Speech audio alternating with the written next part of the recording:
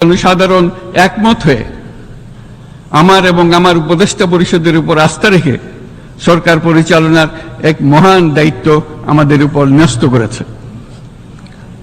এই দায়িত্ব গ্রহণের পর আমরা গভীর বিস্ময় ও হতাশার সঙ্গে মুখোমুখিভাবে দেখতে পাচ্ছি কিভাবে সর্বগ্রাসী দুর্নীতি একটি কার্যকর গণতান্ত্রিক ব্যবস্থাকে ধ্বংসস্তূপে পরিণত করেছে, কিভাবে রাষ্ট্রের মূল প্রতিষ্ঠানগুলোকে নির্মমভাবে দলীয়করণের আবর্তে বন্দী করে রাখা হয়েছিল, কিভাবে জনগণের অর্থকে লুটপাট করা হয়েছিল, কিভাবে একটি বিশেষ স্বার্থান্বেষী গোষ্ঠী সমস্ত ব্যবসা বাণিজ্যকে অন্যায়ভাবে নিজেদের হাতে কুক্ষিগত করে দেশের সম্পদ অবাধে বিদেশে পাচার করে দিয়েছে।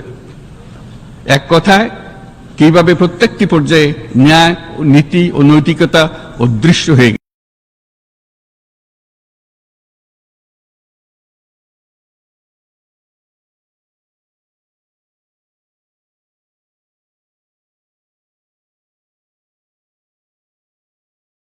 ছিল। এরকম এক অবস্থার দেশকে পুনর্গঠন এবং জনগণের কাঙ্ক্ষিত রাষ্ট্র ব্যবস্থা প্রতিষ্ঠিত করার জন্য আমাদের উপর দায়িত্ব প্রদান করা হয়েছে। অতীতের ভুলগুলোকে সংশোধন করে একটা প্রতিযোগিতামূলক ও শক্তিশালী অর্থনীতি এবং ন্যায়ভিত্তিক সমাজ ব্যবস্থা গড়ে তোলাই এই মুহূর্তে আমাদের মূল লক্ষ্য। বর্তমান পরিবর্তিত পরিস্থিতিতে সকল রাজনৈতিক দল এখন স্বাধীনভাবে তাদের মতামত প্রকাশ করতে পারছে। যে সব ব্যক্তি বা প্রতিষ্ঠান রাষ্ট্রীয় কাজ ও সিদ্ধান্ত গ্রহণ করার প্রক্রিয়ায় সম্পৃক্ত তাদের প্রত্যেকের জবাবদিহিতা নিশ্চিত করাই আমাদের অগ্রাধিকার। আমরা মানুষের মৌলিক অধিকারকে সমুন্নত ও সুরক্ষিত রাখতে দৃঢ়প্রতিজ্ঞ। আমাদের দেশের মানুষ মুক্তভাবে কথা বলবে, ভয়ভীতি ছাড়া সমাবেশ করবে, তাদের পছন্দের ব্যক্তিকে ভোট দিয়ে নির্বাচিত করবে, এটাই জাতির আকাঙ্ক্ষা এবং এটাই আমাদের লক্ষ্য। বিচার বিভাগের স্বাধীনতা সংরক্ষণ ও সাইবার ডোমেইন সহ গণমাধ্যমের স্বাধীনতা সুসংহতকরণে আমরা প্রতিজ্ঞাবদ্ধ। আমাদের একজন কৃষক বা একজন শ্রমিকের সন্তানও যেন সমাজের সর্বোচ্চ শিখরে পৌঁছতে পারে, সেই লক্ষ্যে বিশালকার অবকাঠামো নির্মাণের বদলে স্বাস্থ্য ও শিক্ষা খাতে বরাদ্দ বৃদ্ধির আমরা গুরুত্ব আরোপ করছি।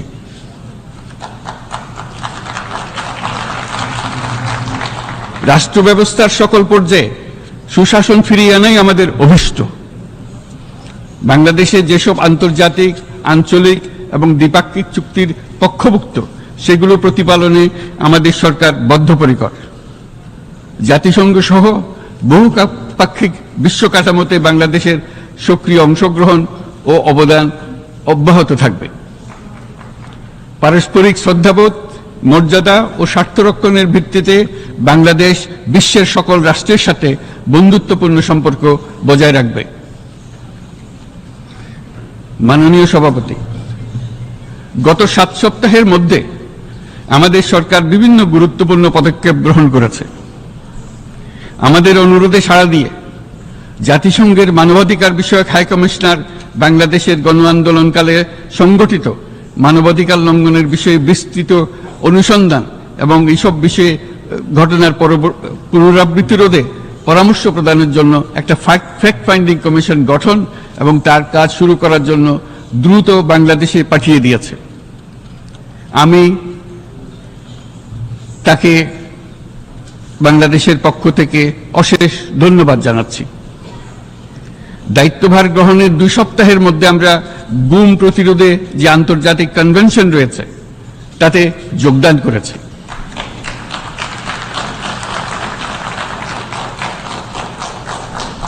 এর আশু বাস্তবায়নের জন্য প্রয়োজনীয় দেশীয় আইন ও বিধি প্রণয়নে আমরা এখন প্রক্রিয়া শুরু করেছি। বাংলাদেশে গত 1.5 দশকে যে সমস্ত গুমের অভিযোগ রয়েছে সেগুলো তদন্ত করার জন্য একটি তদন্ত কমিশন এই মুহূর্তে কর্মরত আছে। মানুষের আস্থা, আত্মবিশ্বাস ফিরিয়ে আনতে এবং নির্মম অতীত যেন আর ফিরে না আসে কোনোদিন, সেই জন্য আমরা কিছু সুনির্দিষ্ট খাতে সংস্কারকে অগ্রাধিকার দিয়েছি। সেই লক্ষ্যে আমরা বিদ্যমান নির্বাচন ব্যবস্থা, সংবিধান, বিচার ব্যবস্থা, জনপ্রশাসন, আইন শৃঙ্খলা ব্যবস্থা সংস্কারের জন্য স্বাধীন কমিশন গঠন করেছে। সংবাদপত্র ও গণমাধ্যমের সংস্কারের জন্যও পৃথক কমিশন সহ আরো কয়েকটি বিশেষ বিষয়ে কমিশন গঠন প্রক্রিয়াধীন রয়েছে। ব্যবসা বাণিজ্যে অনুকূল পরিবেশ সৃষ্টির লক্ষ্যে আমরা ব্যাংক ও আর্থিক খাতের ব্যাপক সংস্কারের উদ্যোগ গ্রহণ করেছি। কোনো বিদেশি ব্যবসা বা বিনিয়োগ যেন ক্ষতিগ্রস্ত না হয় তা নিশ্চিত করতে আমরা বদ্ধপরিকর। এসব সংস্কার যেন টেকসই হয়, দীর্ঘমেয়াদে নিশ্চিত করতে এবং অবাধ ও নিরপেক্ষ অংশগ্রহণপূর্বক নির্বাচনের জন্য উপযোগী পরিবেশ সৃষ্টি করতে আমরা কাজ করে যাচ্ছি। গণতন্ত্র, আইনের শাসন, সমতা, সমৃদ্ধি অর্জনের মাধ্যমে একটি ন্যায়ভিত্তিক সমাজ হিসেবে আত্মপ্রকাশের অভিপ্রায় বাস্তবায়নে আমি বাংলাদেশের প্রতি আন্তর্জাতিক সম্প্রদায়ের সমর্থন ও গভীরতর সম্পর্ক গঠন করার জন্য আহ্বান জানাচ্ছি।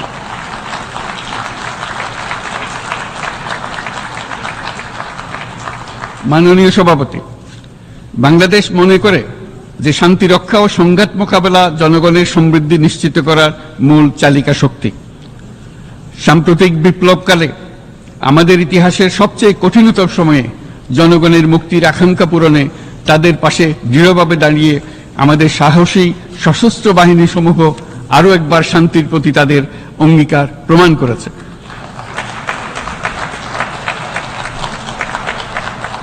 এটা সম্ভব হয়েছে শান্তি রক্ষায় আমাদের অঙ্গীকারের কেন্দ্রবিন্দুতে মানবাধিকারকে স্থান দেওয়ার ফলে। জাতিসংঘের পিস বিল্ডিং কমিশনের সূচনা লগ্ন থেকেই শান্তি রক্ষার মতো শান্তি বিনির্মাণেও বাংলাদেশ সমান অঙ্গীকার ব্যক্ত করে এসছে।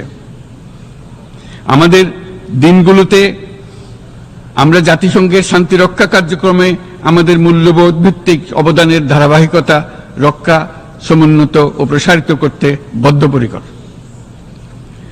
জাতিসংঘের শান্তি রক্ষা কার্যক্রমে অবদানকারী তৃতীয় বৃহত্তম রাষ্ট্র হিসেবে বাংলাদেশ এখন পর্যন্ত 43টি দেশে 63টি মিশনে শান্তিরক্ষী প্রেরণ করেছে।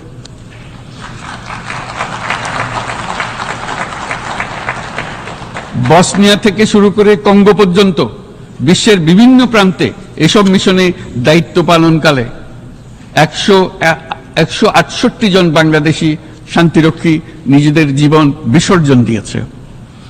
আমরা আশা করি যে কোনো অবস্থায় নানা প্রতিকূলতা সত্ত্বেও জাতিসংঘের ভবিষ্যৎ শান্তিরক্ষী কার্যক্রমগুলোতে বাংলাদেশের প্রতিরক্ষা বাহিনীর সদস্যরা একইভাবে অবদান রাখার সুযোগ পাবে।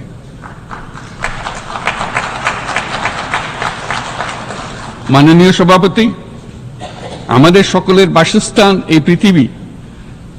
বৈশ্বিক অগ্রাধিকারগুলোকে সঠিকভাবে নির্ণয় করতে আগ্রহী।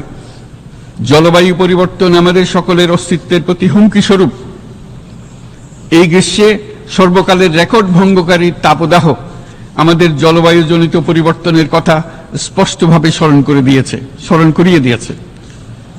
আমাদের যা প্রয়োজন তা হলো জলবায়ু সম্পর্কিত ন্যায় বিচার, যাতে করে দায়িত্বজ্ঞানহীন সিদ্ধান্ত, উদাসীন আচরণ কিংবা এর মাধ্যমে সাধিত ক্ষতির বিষয়ে যারা সংশ্লিষ্ট তাদের দায়বদ্ধ করা যায়। জলবায়ু পরিবর্তনজনিত দীর্ঘমেয়াদী প্রভাবগুলো অপূরণীয় ক্ষতির কারণ হয়ে দাঁড়িয়েছে। আমরা জীব বৈচিত্র্য হারিয়ে ফেলছি। প্যাথোজেনের পরিবর্তনের ফলে নতুন রোগ বাড়ছে। কৃষিক্ষেত্রে চাপ বাড়ছে ক্রমাগতভাবে। পানি সম্পদ ঝুঁকিতে ফেলছে আমাদের বাসযোগ্যতাকে। সমুদ্র পৃষ্ঠের উচ্চতা বৃদ্ধি এবং লবণাক্ততা আমাদের ক্ষতি করছে প্রতিনিয়ত। ঘূর্ণিঝড়ের সংখ্যা ও মাত্রা বৃদ্ধির কারণে যে ক্ষতি হচ্ছে তাকে উপেক্ষা করার সুযোগ নেই। ক্ষুদ্র কৃষক, প্রান্তিক পর্যায়ে জীবিকা অন্বেষণকারীরা জলবায়ু পরিবর্তনজনিত ঝুঁকির মুখোমুখি হচ্ছে সবচেয়ে বেশি। আমি আজ এই বিশ্ব সভায় যখন কথা বলছি তখন বাংলাদেশের পূর্বাঞ্চলে 50 লাখেরও অধিক মানুষ তাদের জীবদ্দশায় হওয়া সবচেয়ে ভয়াবহ বন্যা মোকাবেলা করে যাচ্ছে। মহাসচিব গুতেরেস আমাদেরকে দেখিয়েছেন যে বিদ্যমান পরিক্রমা অব্যাহত থাকলে বিশ্বের গড় তাপমাত্রা 2.7 ডিগ্রি সেলসিয়াস বৃদ্ধির দিকে অগ্রসর হতে থাকবে। তাই বাংলাদেশের মতো জলবায়ু ঝুঁকিতে থাকা দেশগুলোতে অভিযোজনের জন্য ব্যাপক বিনিয়োগের আহ্বান জানাচ্ছি।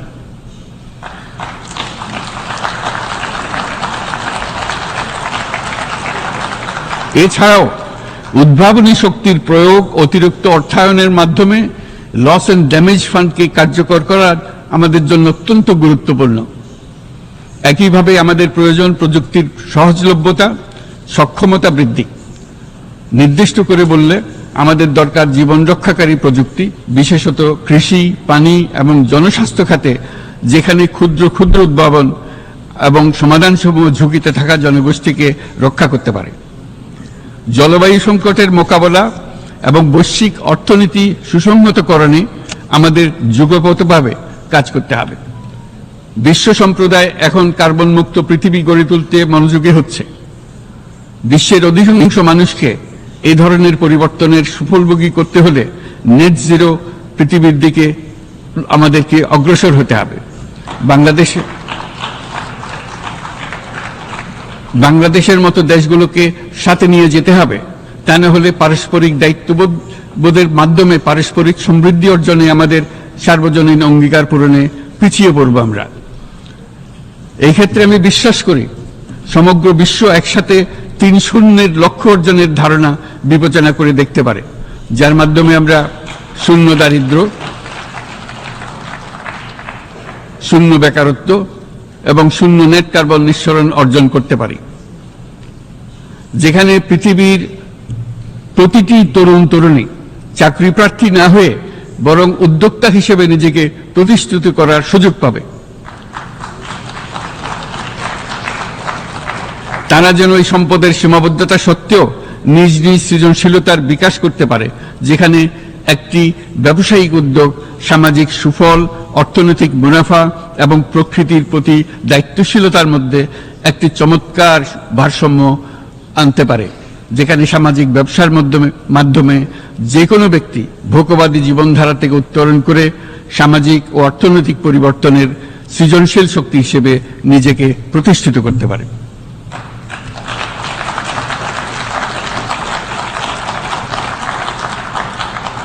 এই সময়ে তাই প্রয়োজন উন্নত উন্নয়নশীল সকল দেশসমূহ এবং বিভিন্ন অংশীদারদের মধ্যে নতুন দৃষ্টিভঙ্গি, নতুন মূল্যবোধ এবং নতুন একতা।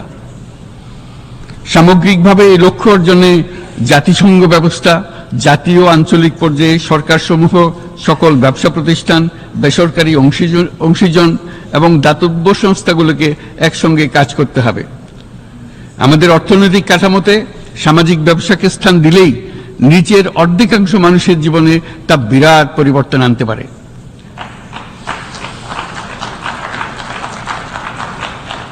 এই পদক্ষেপ একই সঙ্গে জলবায়ুর ধ্বংসাত্মক গতিকে সফলভাবে রোধ করতে পারে এবং বাজার ব্যবস্থার মাধ্যমেই এই মীমাংসা হতে পারে। এ বিষয়ে আমি মহাসচিব গুতেরেসের বিশেষ দৃষ্টি আকর্ষণ করছি।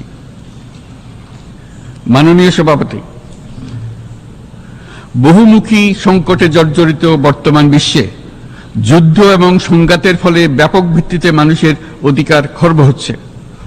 বিশ্ববাসীর উদ্বেগ এবং নিন্দা সত্ত্বেও গাজায় গণহত্যা থামছে না।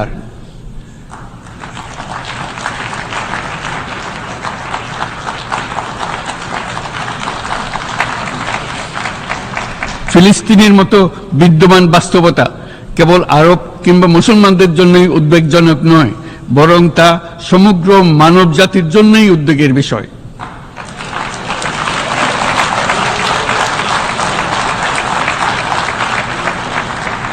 একজন মানুষ হিসেবে প্রত্যেক ফিলিস্তিনির জীবন অমূল্য।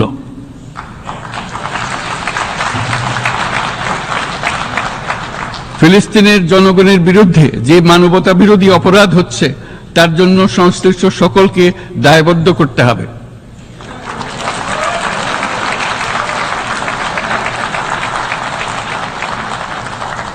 ফিলিস্তিনের জনগণের উপর চলমান নৃশংসতা, বিশেষত নারী এবং শিশুদের সাথে প্রতিনিয়ত যে নিষ্ঠুরতা বিশ্ব দেখাচ্ছে, তা থেকে নিস্তারের জন্য বাংলাদেশ অনতিবিলম্বে সম্পূর্ণ যুদ্ধবিরতির আহ্বান জানাচ্ছে।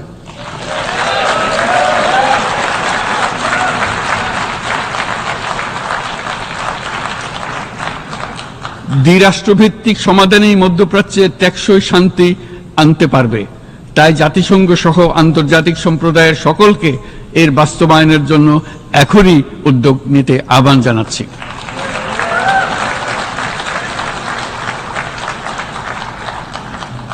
গত 2.5 বছর ধরে ইউক্রেনে চলমান যুদ্ধে বহু মানুষ প্রাণ হারিয়েছে। এই যুদ্ধের প্রভাব সর্বব্যাপী, এমনকি বাংলাদেশের অর্থনীতিতেও এর নেতিবাচক প্রভাব আমরা অনুভব করছি। আমরা তাই উভয় পক্ষকে সংলাপে বসে বিরোধ নিরসনের মাধ্যমে যুদ্ধের অবসান ঘটানোর আহ্বান জানাচ্ছি। মাননীয় সভাপতি, বাংলাদেশ গত 7 বছর যাবৎ মিয়ানমার হতে আগত 12 লাখেরও বেশি রোহিঙ্গাদের মানবিক কারণে আশ্রয় দিয়ে আসছে। এর ফলে আমরা বিরাট সামাজিক, অর্থনৈতিক, পরিবেশগত ক্ষতির সম্মুখীন হচ্ছি।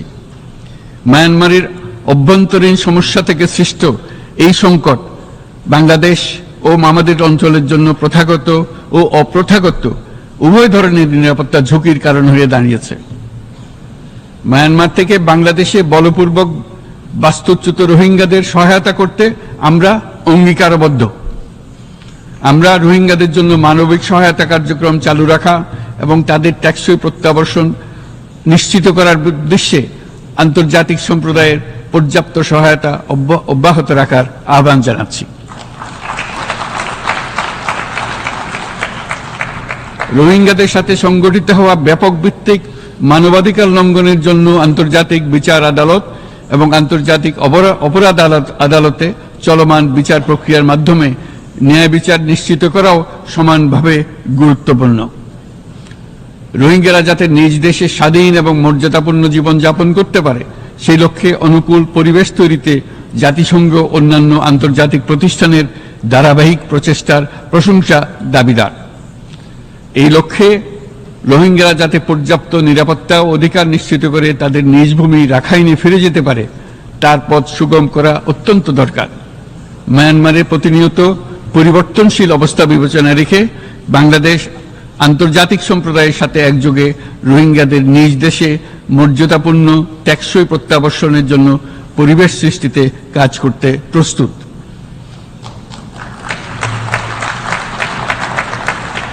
মাননীয় সভাপতি, রাজনৈতিক মুক্তি এবং সামাজিক অর্থনৈতিক জাগরণ ব্যতীত শান্তি ও নিরাপত্তা নিশ্চিতে সাফল্য অর্জন করা সম্ভব নয়। প্রায় 1 দশক পূর্বে বিশ্ব সম্প্রদায় সর্বসম্মতক্রমে এজেন্ডা 2030 প্রণয়ন করেছিল। আমরা সবাই আমাদের সামষ্টিক আকাঙ্ক্ষা ও বিশ্বাস অর্পণ করেছি এই সার্বজনীন টেকসই উন্নয়ন অভিষ্টগুলো অর্জনে। সার্বিকভাবে মাত্র 17% ও কম লক্ষ্যমাত্রা অর্জন হয়েছে। স্পষ্টতই এই ক্ষেত্রে অনেক উন্নয়নশীল রাষ্ট্র আরও পিছিয়ে আছে। উন্নয়নশীল দেশগুলোকে এসডিজি অর্থায়নের বছরে প্রায় 2.5 থেকে 4 ট্রিলিয়ন মার্কিন ডলারের সমান ঘাটতি মোকাবেলা করতে হচ্ছে।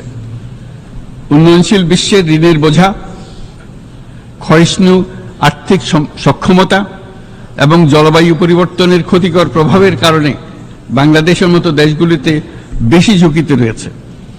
আমরা আশা করি উন্নয়নের জন্য অর্থায়ন সংক্রান্ত 4র্থ আন্তর্জাতিক সম্মেলনে এই ধরনের জটিল এবং কাঠামোগত সমস্যাগুলোর দিকে নজর দেওয়া হবে। বহুপাক্ষিক আর্থিক প্রতিষ্ঠানগুলোকে এমন অভিন্ন লক্ষ্যে নিয়ে যাওয়ার কাজ করতে হবে যাতে সকল রাষ্ট্র সমানভাবে সম্পদ ও সুযোগের ব্যবহার করতে পারে। তারা নিজেদের কর্মসূচিতে সামাজিক ব্যবসাকে গুরুত্বপূর্ণ ভূমিকা দিতে পারে যাতে নিম্ন আয়ের দেশগুলোর বাস্তবতাকে বিশেষভাবে মোকাবেলা করা যায়, যা ব্যবসায়ী উদ্যোগ এবং ব্যক্তির সৃজনশীলতাকে উদ্বুদ্ধ করে, যা বঞ্চিত জনগোষ্ঠীকে বিশালভাবে সহায়তা করে। এই ক্ষেত্রে অবৈধ অর্থের প্রবাহ এবং উন্নয়নশীল দেশগুলো থেকে সম্পদ পাচার বন্ধ করা অত্যন্ত আবশ্যক। উন্নয়নশীল দেশগুলো থেকে পাচার হয়ে যাওয়া সম্পদ ফেরত আনার জন্য আন্তর্জাতিক সহযোগিতা জোরদার করতে হবে। আমরা আশা করি কর ফাঁকি রোধে আন্তর্জাতিক কর কনভেনশন অতি শীঘ্রই গৃহীত হবে। মাননীয় সভাপতি, আমরা যে নিবিড়ভাবে সংযুক্ত বিশ্বে বসবাস করছি, সেখানে অভিবাসন এবং মানুষের অবাধ প্রবাহ এক অলঙ্ঘনীয় বাস্তবতা। বাংলাদেশি নাগরিকরা প্রতিনিয়ত বিভিন্ন দেশে অভিবাসী হিসেবে যাচ্ছেন। তারা বিভিন্ন দেশে তাদের কর্মসংস্থানের সন্ধানে আছেন। বিশ্বের বিভিন্ন প্রান্তে এই মুহূর্তে প্রায় 1.5 কোটি প্রবাসী বাংলাদেশি আছেন। সকলের জন্য অভিবাসনের উপযোগিতা নিশ্চিত করতে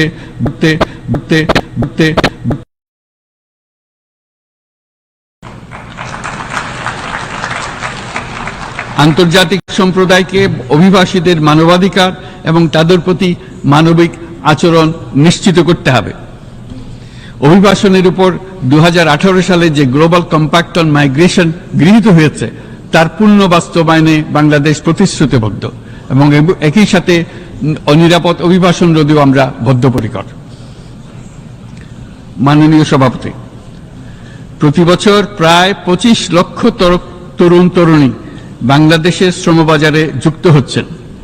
বাংলাদেশের বিপুল জনশক্তির প্রায় 2/3 তরুণ। এই জনশক্তিকে বর্তমান ও আগামীর জন্য গড়ে তোলা বাংলাদেশের জন্য একটা বড় চ্যালেঞ্জ। ক্রমপরিবর্তনশীল কর্মজগতে একজন তরুণকে প্রতিনিয়ত নতুন দক্ষতা অর্জন করতে হয়। এই কর্মপরিবেশের সাথে মানিয়ে নেওয়া শিখতে হয়। এই জন্য বাংলাদেশ যখন মধ্যম আয়ের দেশ হিসেবে উন্নতি হচ্ছে, তখন আমরা শিক্ষা এবং প্রযুক্তিগত সহায়তা লাভের উপর বিশেষ জোর দিচ্ছি। এবার কৃত্রিম বুদ্ধিমত্তার বিষয়ে আসি। কৃত্রিম বুদ্ধিমত্তার অভাবনীয় বিকাশ এবং এর বহুমাত্রিক প্রয়োগে বাংলাদেশ বিশেষভাবে আগ্রহী। আমাদের তরুণ সমাজ জেনারেটিভ আর্টিফিশিয়াল ইন্টেলিজেন্সের সম্ভাবনা নিয়ে উচ্ছ্বসিত। একজন বিশ্ব নাগরিক হিসেবে তারাও চায় নতুন পৃথিবীতে নিয়োজিত হতে, কর্মক্ষম হিসেবে নিজেকে গড়ে তুলতে। বাংলাদেশের মতো বৃহৎ তরুণ জনগোষ্ঠীর দেশ যাতে কৃত্রিম বুদ্ধিমত্তার প্রয়োগজনিত অর্জিত সুফল থেকে পিছিয়ে না পড়ে, বিশ্ব সম্প্রদায়কে তা নিশ্চিত করতে হবে। একই সঙ্গে নিশ্চিত করতে হবে যেন কৃত্রিম বুদ্ধিমত্তার কারণে কর্মক্ষেত্রে মানুষের চাহিদা ক্রমাগতভাবে সংকুচিত হয়ে না যায়। এই প্রসঙ্গে আমি উল্লেখ করি যে আমরা ভিন্ন একটা ইন্টেলিজেন্স, অটোনোমাস ইন্টেলিজেন্স, অর্থাৎ যে কৃত্রিম বুদ্ধিমত্তা নিজেই নিজের কৃত্রিম বুদ্ধিমত্তাকে সম্প্রসারিত করতে পারে মানুষের কোনো হস্তক্ষেপ ছাড়াই, তার ব্যাপারে আমরা বৈজ্ঞানিকদের দৃষ্টি আকর্ষণ করতে চাই। তারা যেন এই ক্ষেত্রে অগ্রসর হওয়ার আগে মানুষের উপরে প্রভাব সম্বন্ধে নিশ্চিত হয়ে অগ্রসর হন। আমাদের ধারণা, অটোনোমাস ইন্টেলিজেন্স মানুষের অস্তিত্বকে বিপন্ন করে তুলতে পারে। কাজে এই ব্যাপারে আমাদের সম্পূর্ণ সজাগ থাকতে হবে। মাননীয় সভাপতি, আমাদের আসলে দরকার নতুন ধরনের সহযোগিতা কাঠামো, যেখানে বৈশ্বিক ব্যবসা ও জ্ঞানের অধিকারী গোষ্ঠী মানুষের চাহিদাগুলোকে যথাযথভাবে অনুধাবন করবে। আন্তর্জাতিক সহযোগিতার মাধ্যমে উন্নয়নশীল দেশগুলোর জন্য এমন একটি রূপান্তরকারী ব্যবস্থা তৈরি করতে হবে যা কর্মসংস্থান, আর্থসামাজিক প্রতিকূলতা বা জীবিকার জন্য যুৎসই সমাধান নিশ্চিত করবে। মাননীয় সভাপতি, আমাদের প্রচেষ্টা, সক্ষমতা এবং সম্পদ একত্রীকরণের মাধ্যমে সকলের সামর্থ্য, উদ্ভাবনী শক্তি এবং সমৃদ্ধিকে কাজে লাগাতে হবে। আর্থসামাজিক উন্নয়ন এবং জলবায়ু সহনশীলতা নিয়ে আমরা প্রতিনিয়ত যে প্রতিকূলতার সম্মুখীন হচ্ছি, সম্মিলিত উদ্যোগের মাধ্যমে তার মোকাবেলা করতে হবে। বৈশ্বিক দক্ষিণের দেশগুলোকে অনন্য অর্থনৈতিক এবং সামাজিক প্রেক্ষাপটে দক্ষিণ দক্ষিণ এবং ত্রিভুজীয় সহযোগিতা এই ক্ষেত্রে বিশেষভাবে সহায়ক হতে পারে বলে আমি মনে করি। বৈশ্বিক দক্ষিণের আওয়াজকে বিশ্বব্যাপী জোরালোভাবে তুলে ধরার জন্য প্রয়োজন সম্মিলিত উদ্যোগ। সেজন্য বৈশ্বিক এজেন্ডা প্রণয়ন ও বাস্তবায়ন নিশ্চিত করতে বৈশ্বিক দক্ষিণের দেশগুলোর মতামতকে যথাযথ গুরুত্বের সাথে বিবেচনা করতে হবে। জনাব সভাপতি, কোভিড অতিমারির অভিজ্ঞতায় আমরা দেখেছি জনস্বাস্থ্যে ব্যাপক বিনিয়োগ কতটা গুরুত্বপূর্ণ হতে পারে। বিশ্ব স্বাস্থ্য সংস্থায় বৈশ্বিক অতিমারি চুক্তির চলমান আলোচনায় বাংলাদেশ নেতৃত্ব প্রদান করে চলেছে। আমরা চাই কার্যকর আন্তর্জাতিক সহযোগিতা, জনস্বাস্থ্য ব্যবস্থায় অর্থায়ন, প্রযুক্তি হস্তান্তর, গবেষণা ও উন্নয়ন, ভ্যাকসিন থেরাপিউটিক্সের উৎপাদন, বহুমুখীকরণ এবং সকল ভ্যাকসিনকে মেধাস্বত্ব অধিকার মুক্ত ঘোষণা করার ব্যাপারে ঐক্যমত্য গঠন। অসংক্রামক রোগসমূহের বিরুদ্ধে লড়াইয়ে এই বিষয়গুলি অত্যন্ত গুরুত্বপূর্ণ। জনাব সভাপতি, এবছর আমরা জাতিসংঘের সাথে বাংলাদেশের অংশীদারিত্বের সুবর্ণ জয়ন্তী উদযাপন করছি। গত 50 বছর ছিল আমাদের জন্য একটা পারস্পরিক শিক্ষণীয় সম্মিলিত যাত্রা। সীমিত উপায়ে বাংলাদেশ বৈশ্বিক শান্তি ও নিরাপত্তা, ন্যায়, সমতা, মানবাধিকার প্রতিষ্ঠায় ধারাবাহিকভাবে অবদান রেখে আসছে। আমাদের সমন্বিত প্রয়াসের পেছনে আছে সত্যিকার অর্থে একটি নিয়মভিত্তিক বৈশ্বিক ব্যবস্থা গড়ে তোলা। এই প্রসঙ্গে উদাহরণ হিসেবে আমি স্মরণ করছি 1999 সালে জাতিসংঘ সাধারণ পরিষদে ক্ষুদ্র ঋণের উপর গৃহীত রেজুলেশনের কথা।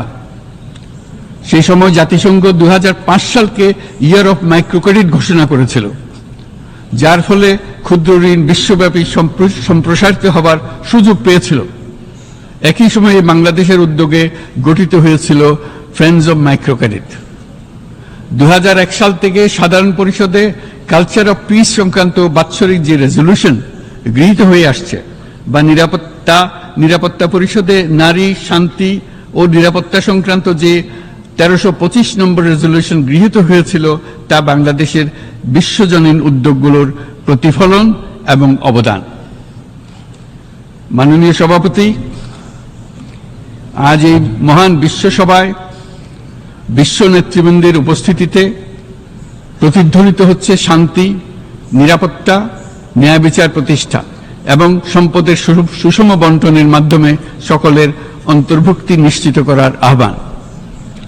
সদস্য রাষ্ট্র হিসেবে আমাদের প্রত্যেককে আজ গভীরভাবে অনুধাবন করতে হবে কিভাবে আমরা নারী, পুরুষ সকলের জন্য ও আগামীর দিনগুলোতে উদ্যোক্তা হবার সমান সুযোগ সৃষ্টি এবং তাদের ক্ষমতায়ন নিশ্চিত করতে পারি।